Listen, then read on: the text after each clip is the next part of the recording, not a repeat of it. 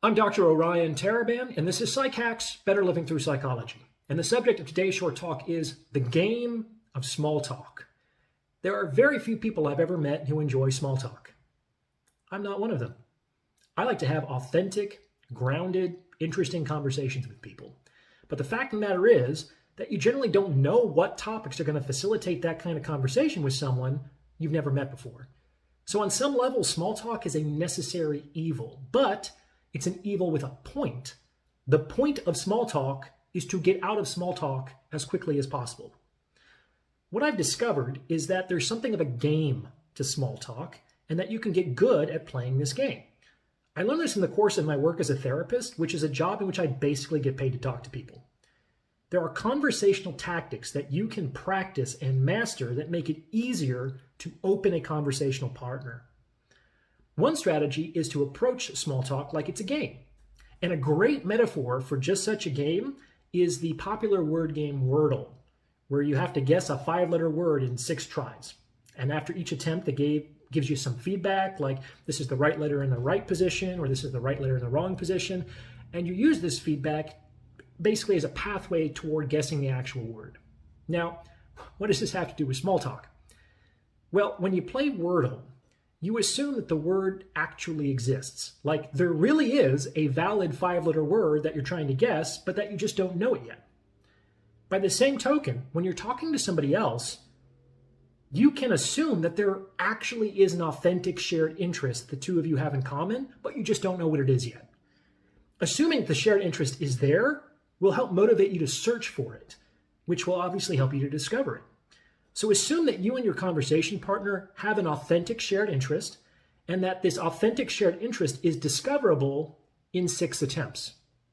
Just like in Wordle, where we get 6 chances to guess the word, you should, with practice, be able to hit upon that authentic shared interest in 6 exchanges.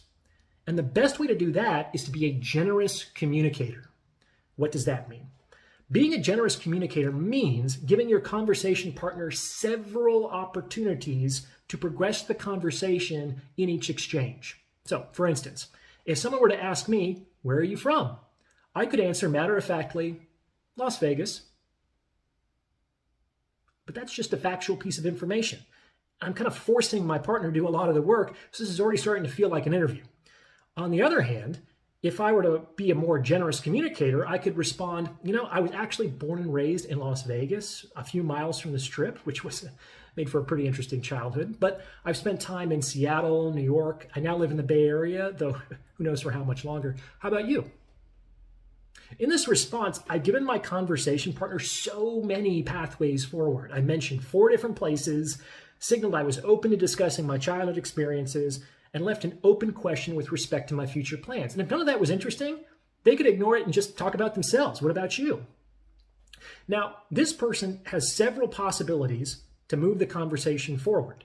And my partner is likely going to pick the pathway that is closest to something that he or she actually resonates with, which represents an authentic interest. You may not get there on the first try, but like in Wordle, if you pay attention to your partner's feedback, you can feel out whether you're moving closer to your goal. It's kind of like a game of hot and cold. And if you model generosity in communication, this often invites the other person to reciprocate at that level of generosity. Keep this up, and within a few back and forths, you won't be making small talk anymore. You'll actually be talking about something the two of you authentically care about. That's an interesting conversation. And the crazy thing is, with practice, you can reliably get there in less than a minute.